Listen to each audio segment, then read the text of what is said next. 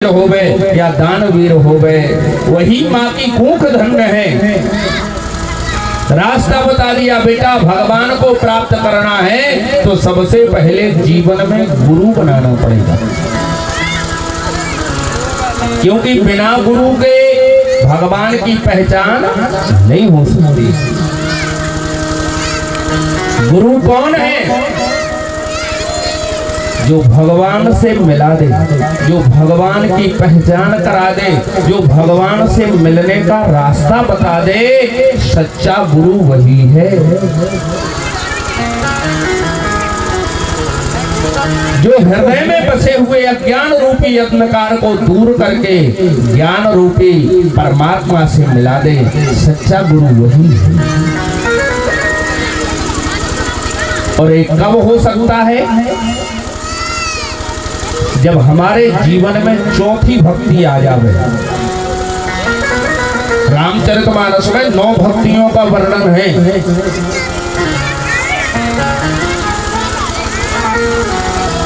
गुरुपद पहली भक्ति से शुरुआत हो गई। प्रथम भगति संतन कर संगा, दूसर रति मम कथा प्रसंगा। भगति संतन कर संगा, दूसर रति मम कथा प्रसंगा। गुरुपद पंकज सेवा, तीसर भगति अमान।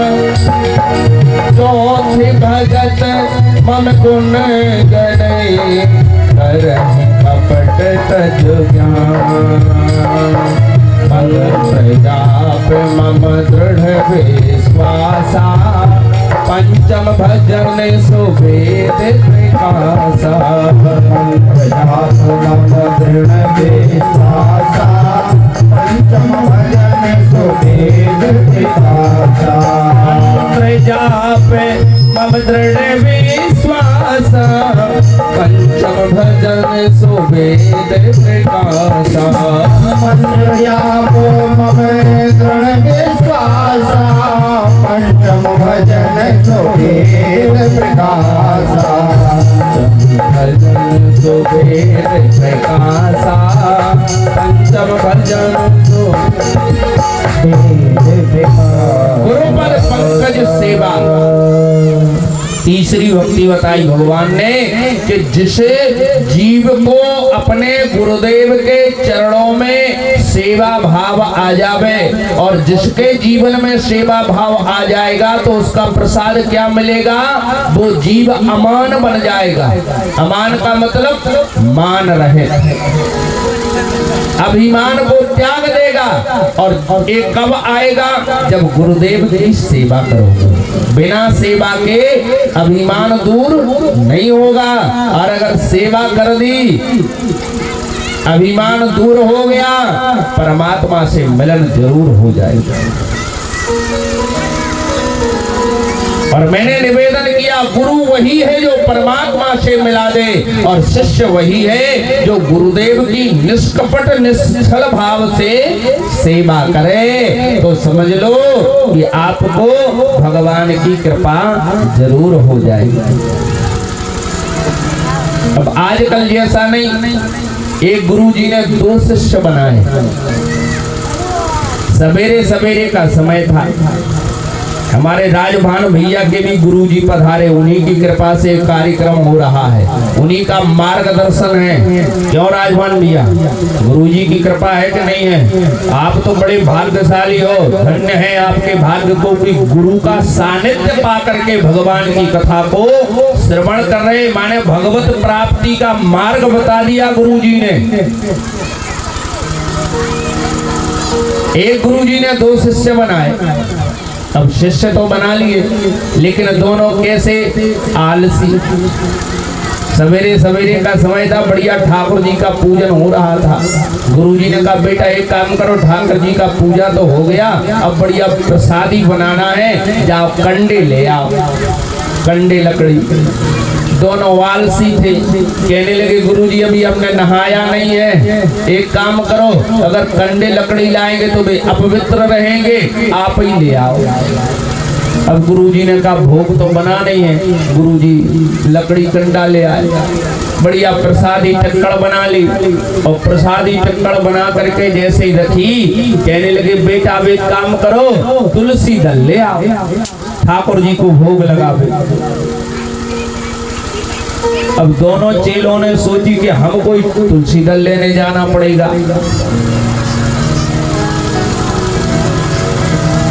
एक ने कहा गुरुजी हमने तो आज तक देखा ही नहीं है कि तुलसी दल होता कैसा है। जानते दोनों थे, लेकिन उसने कहा गुरुजी हमने आज तक देखा ही नहीं तुलसी दल होता कैसा है। गुरुजी कहने लगे कोई बात नहीं, अगर तुम नहीं पहचानते तो तुम मत जाओ।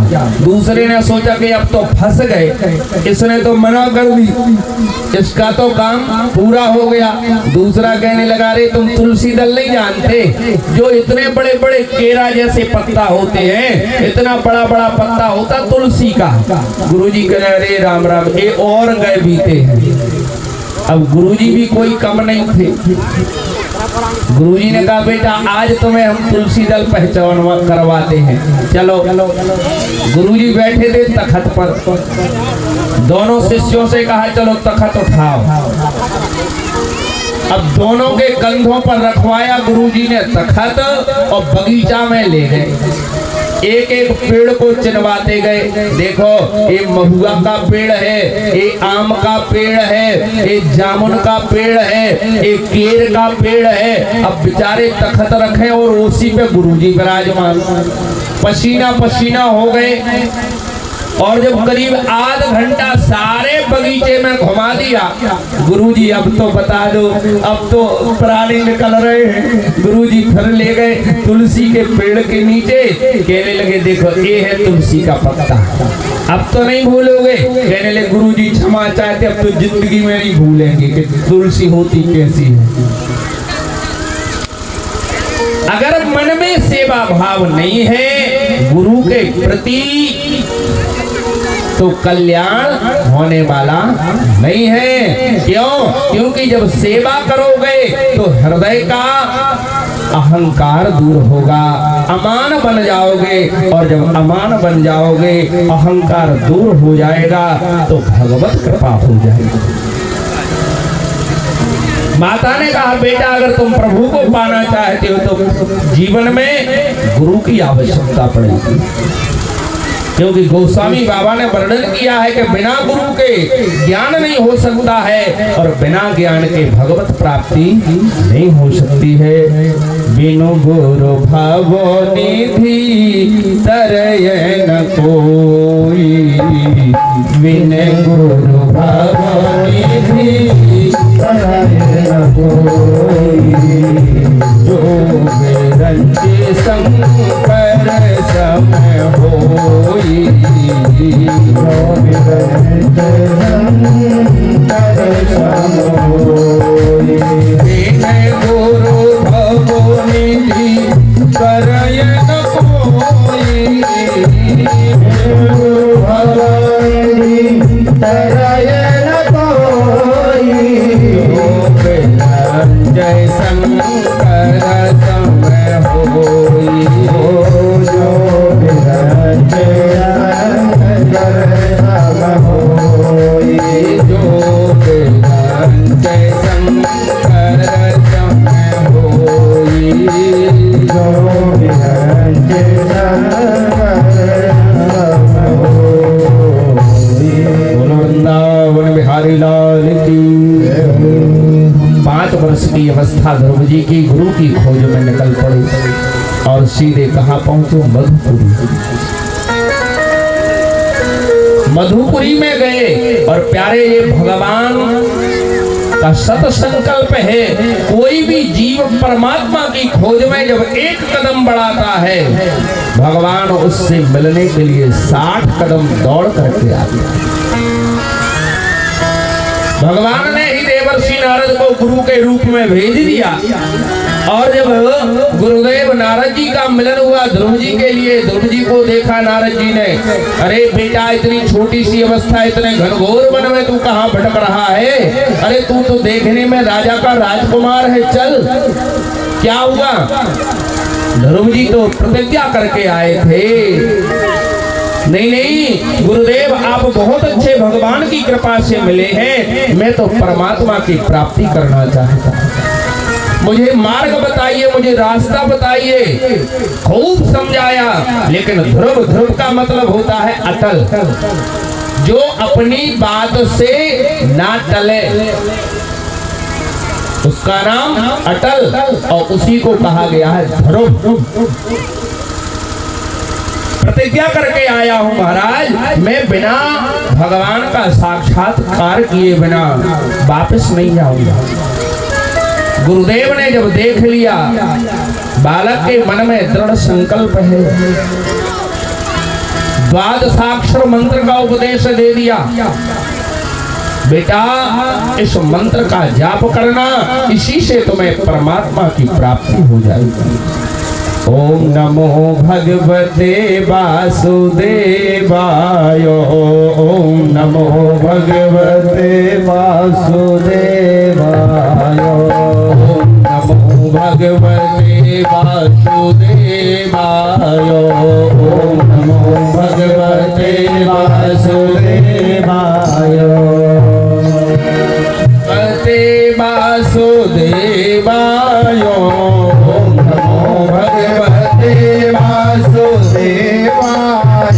यही वो मंत्र है जिसके द्वारा ध्रुव जी ने भगवान की प्राप्ति की थी। बड़े प्रेम से सब लोग गाइए, ओम नमो भगवते वासुदेवाय, ओम नमो भगवते वासुदेवाय, ओम नमो भगवते वासुदेवाय, ओम नमो भगवते वासुदेवाय, ओम नमो भगवते वासुदेवाय, ओम नमो भगवते वासुदेवाय, ओम नमो भगवते वासुदेवाय, ओम नमो भगवते वासुदेवाय, ओम नमो भगवते वासुदेवाय, ओम नमो भगवते वासुदेवाय, ओम नमो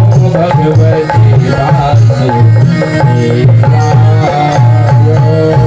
वृंदावन बिहारी लाल की जय हो। पहले महीने में जैसे ही विराजमान हुए आसन लगा करके, तीन दिन तक एक आसन पर बैठ करके कपित्थ बादरायण,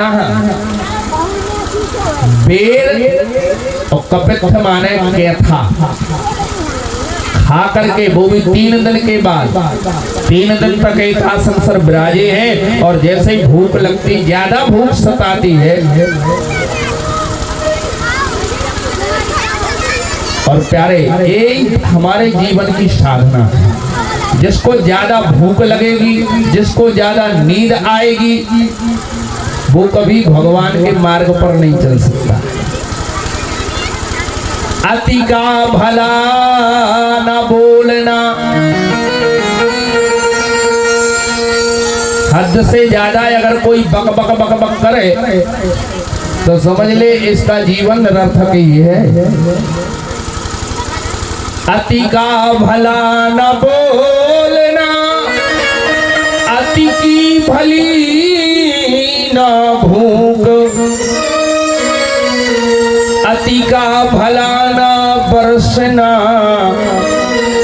अति की भली न चूक। अति से ज्यादा अगर भोजन करने वाला हो और जब खूब खा लेगा, उसका मन थोड़ी लगेगा कोई काम में, फिर तो उसको नींद ही आएगी, आलसी बन जाएगा, पड़ा रहेगा अजगर जैसा। अब उससे कहो कि तुम भगवान को प्राप्ति कर लो, कैसे होगा? अति वृष्टि भी अच्छी नहीं होती, और बार बार कोई चूक करे, गलती कर दे और कहे चूक हो गई, गलती फिर करे फिर कहे चूक हो गई, तो अति की भली ना चूक। जिसने अपने भोजन पे निद्रा, भोग इस पर जिसने अपने जीवन में मर्यादित कर लिया उसे परमात्मा की प्राप्ति होगी। दूसरे महीने में 6-6 दिन का अंतर दे दिया, तीसरे महीने में 9 दिन का अंतर दे दिया, चौथे महीने में फलों का त्याग कर दिया, केवल जल का पान किया, 5वें महीने में केवल सांस वायु का आहार लेकर के, और जब 6 महीना होने जा रहे थे तो सांस को भी रोक लिया। अब सांस लेना भी बंद हो गया ध्रुव जी का, समष्टि में व्यष्टि का प्रभाव हुआ। यहाँ पर ध्रुव जी की सांस रुकी, तीनों लोगों की वायु रुक गई। मात्र 6 माह में ही जैसे ही वायु को रोका ध्रुव जी ने, भगवान श्री हरि नारायण प्रकट हो गए। बेटा नेत्र खोलो, हे ध्रुव नेत्र खोलो। लेकिन ध्रुव जी तो जो गुरुदेव ने बताए थे अपने हृदय में उन प्रभु की बांकी झांकी के दर्शन कर रहे थे, बाहर का कुछ ज्ञान नहीं था। भगवान खड़े हैं और भक्त भगवान के गुरुदेव के बताए हुए उस रूप का ध्यान कर रहा है। जब कुछ समय हो गया, भगवान ने कहा कि बोलेगा नहीं, ये नेत्र नहीं खोलेगा, क्योंकि इसका नाम ही अटल है, इसका नाम ही ध्रुव है। तो भगवान ने हृदय की उस झांकी को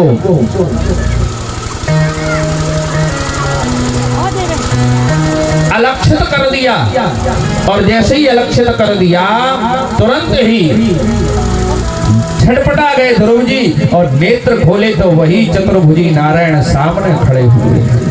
लेकिन 5 वर्ष का बालक कौन सी प्रार्थना करे, कोई शब्द नहीं आ रहे थे, और जब शब्द नहीं आ रहे हैं तो बालक के यहाँ एक ही हथियार होता है। छोटा सा बालक हो, अगर वो बोल नहीं पाएगा तो क्या करेगा, रोने लगेगा।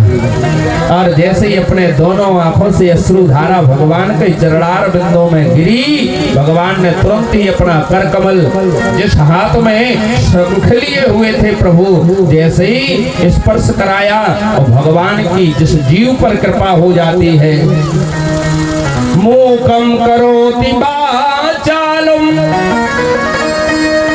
जिस जीव पर भगवान की कृपा हो जाए प्यारे, गूंगा भी बोलने लगता है। मूकम माने गूंगा। मूकम करोति वाचालम पंकुम लंघयते गिरम यत कृपातमहं वन्दे परमानंद माधवम। जिस जीव पर भगवान की कृपा हो जाए, गूंगा भी बोलने लगता है, लंगड़ा पहाड़ पार कर सकता है। यत कृपातमहं वन्दे, जा पर कृपा राम की होई, जा पर कृपा राम की होई, जा पर कृपा करे सब कोई, जा पर कृपा करे सब कोई, जा पर कृपा राम की होई, जा पर कृपा राम की होई, जा पर कृपा करे सब कोई, जा पर कृपा करे सब कोई, जा पर कृपा करे सब कोई, जा पर कृपा करे सब कोई। बोल वृंदावन बिहारी लाल की जय।